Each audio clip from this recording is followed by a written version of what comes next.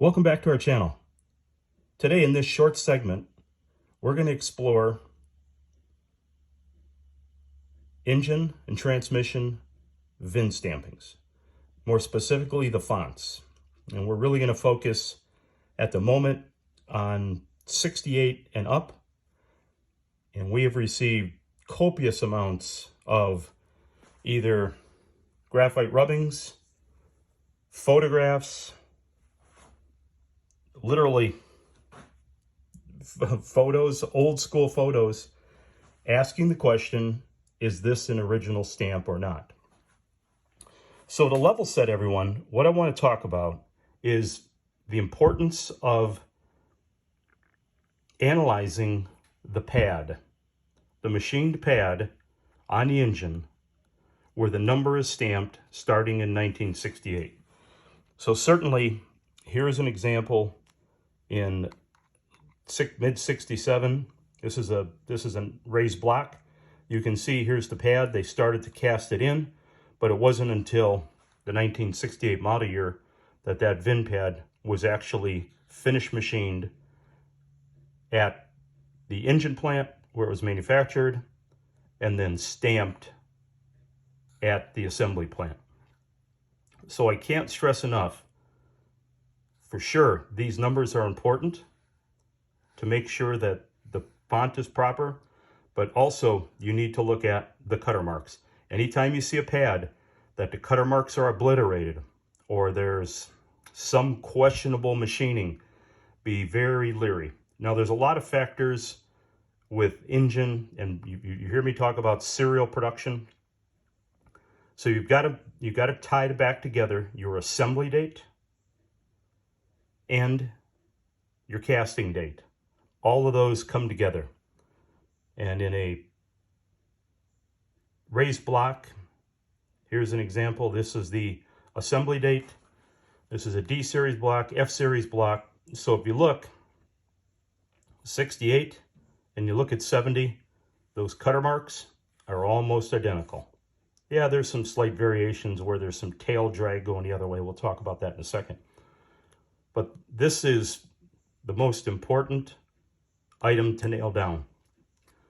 Also, different stamps are used. If you look at this stamp, D440, this is a more common 440 stamp. So there's a lot of variables. So let's go back to the pad itself. So here's a pad, mid 1967. The pad started to appear, this extra material here to be machined off starting in 68 where the actual identification will be. Here's a 1968 pad. You can see the cutter marks. This is very, very consistent. This is not a broach. You know, GM and Ford use a broaching machine.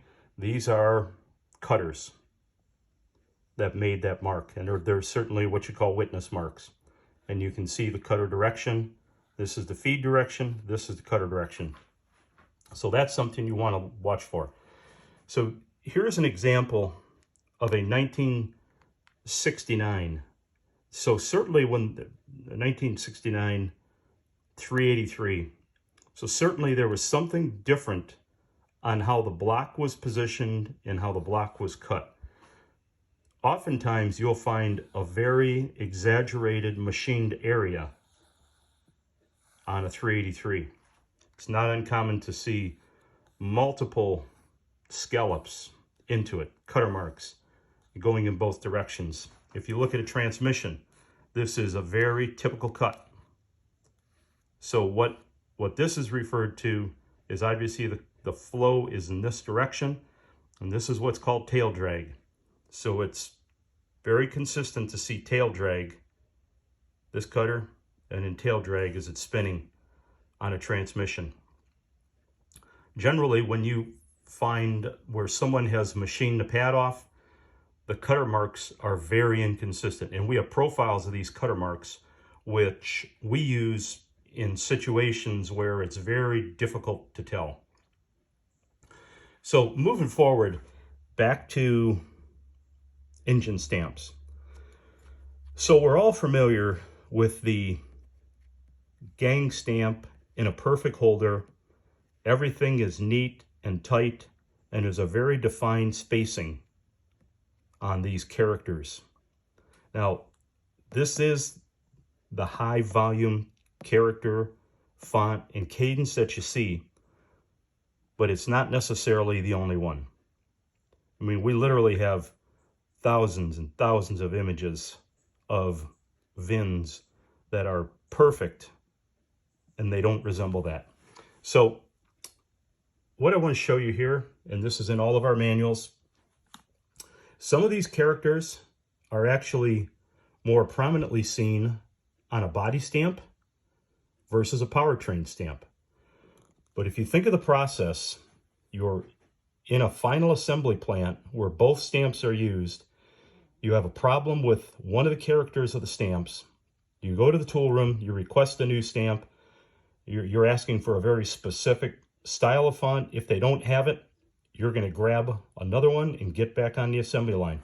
And this is an example right here of a modified 8, which is actually used as a 3. So you see these anomalies. You see the 1s, the I's, the 2. So you have to be very, very careful when you're looking at fonts to determine or passing a judgment that it is correct or incorrect. So we use a number of methods. One of the methods that we use is we have graphite rubbings that we take of a particular vehicle. In this case, it's a Superbird in Georgia on 315. So as you see, if you look closely, we took a graphite rubbing of the VIN that we're able to compare it against known production VIN stamps to ensure that this is, in fact, a factory stamped engine. So here's a series of them that I intentionally wanted to show you. In 1968, you'll find it at the back of the engine, 12 o'clock position. This is an example of a 1969 that is used predominantly with the body stamps. These stamps, the 2, the 9, those are stamps that are typically found, the 7, that are found on a VIN, body VIN stamp.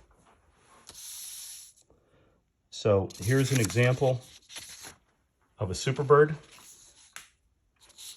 If you look at, well, there's actually a couple right on this page. So if you look at the 2, the 7, the 6, the 2, the 7, the 6, very, very similar. Those are bodies typically found on body. The body stamps are much more consistent than the engine and transmission stamps.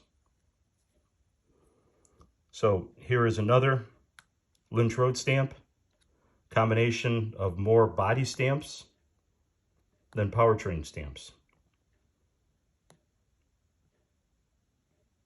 Here is the typical gang stamp. Again, you see the cutter marks, cutter profile. Here is a Hemi-Cuda. This has absolutely been proven as an original stamp. When you see it, I've been doing this for 30 years. If I would have seen this 30 years ago, I absolutely would have said it's incorrect. But I've become much more knowledgeable and educated on these stamps because of the quantity of vehicles that we're looking at, all the stamps that are being sent to us by our clients, and you just learn more as you go along. So here's a couple other stamps, 1971. Look at this one, hand stamped. Some of them are upside down. I mean, that's brutal. That is absolutely spot on. Here's another one. This is a proven real factory stamp. So what's interesting is if you look at the top, this appears that it is that consistent gang stamp. So what I speculate may have happened is when the gang stamp, that if it's not properly maintained, it could fall apart. So this may have fallen apart when they were trying to stamp this. So they put it aside and they went ahead and hand stamped it. So if you think about, vehicles, here in 1970, basically building a car a minute, and you're probably stamping, 2 engines or maybe 3 engines a minute. So that's a process, depending on where you are in the engine dress line. When the engine first comes in, you're stamping a hell of a lot more engines than what are being produced, because that gets into, as I talked about, synchronous and non-synchronous production. So they need to have these engines ready. Should they move the sequence number of the car, this engine has to be there. And we have other methods that we look at for sure. We've got a Zeiss microscope. We will look at the actual cutter profile. We'll look at the letters, and we'll try to verify as close as possible to it being accurate. Another item I want to point out to you, which again is it's in our fastener manuals, it's in our restoration reference manuals, it's in our body of knowledge manuals, but this was the process that was used at assembly plants going back to the actual 1940s, where there was, if the engine had to be restamped at the assembly plant, the process was to stamp a star in front and back of the number. Now in the 20s, 30s, 40s, even I've seen it into the 50s, the reason they would stamp stars at the front and back is it would signify the last engine built for that particular period. And it was just another method that they used to identify. But in this case, these are known engines that were restamped by the factory. So we have, literally hundreds of more images and information to share with you.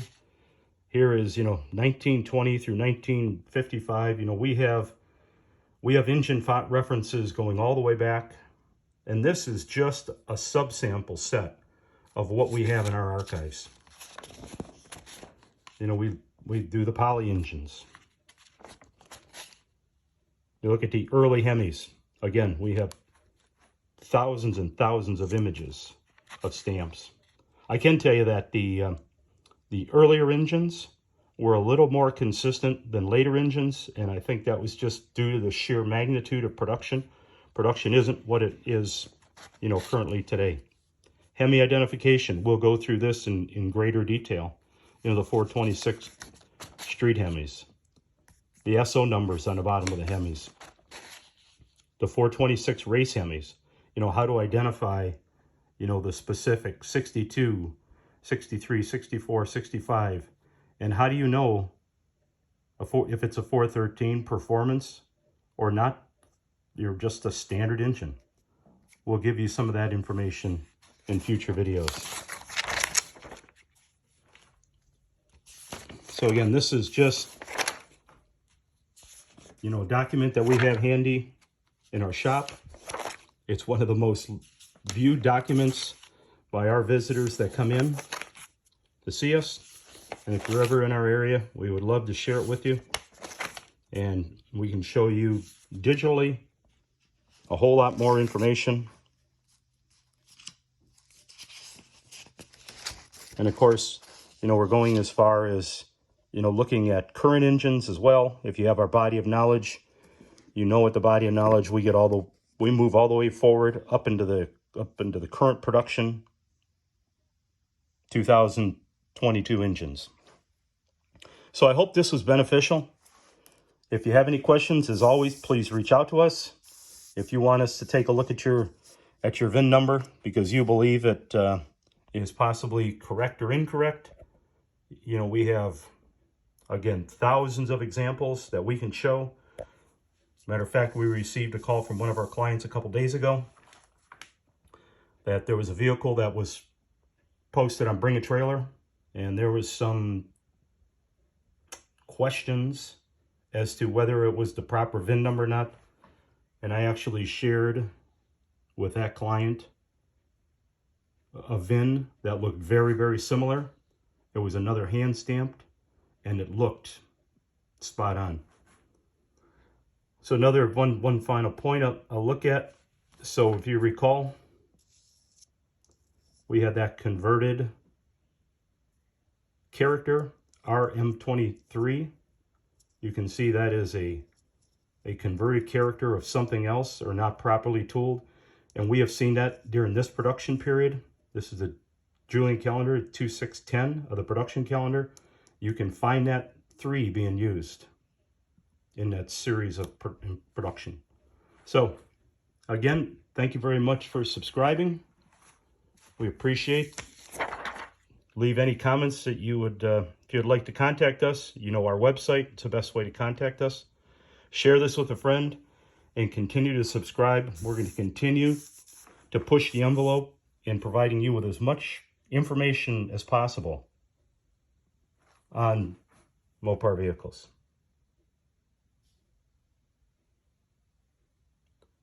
Thanks again for your time.